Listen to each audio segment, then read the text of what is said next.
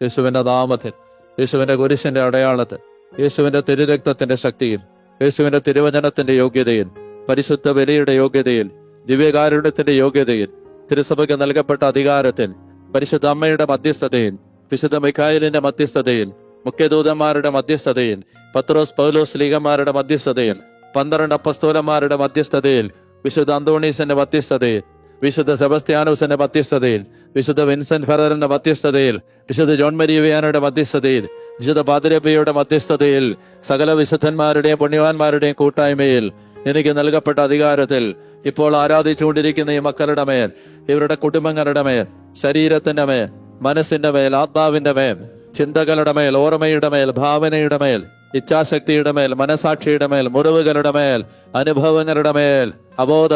ഉപബോധ മനസ്സുകളുടെ മേൽ, കർത്താവായ യേശുവേ, കാലാകാലങ്ങളായി ആധിപത്യം ഉറപ്പിച്ചിരിക്കുന്ന അന്ധകാരങ്ങളെ യേശുവിന്റെ കാൽച്ചുവട്ടിലേക്ക് ബന്ധിക്കുന്നു.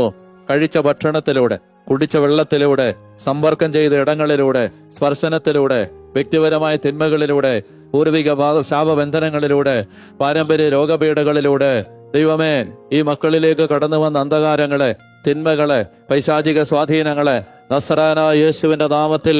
ശാസിക്കുന്നു,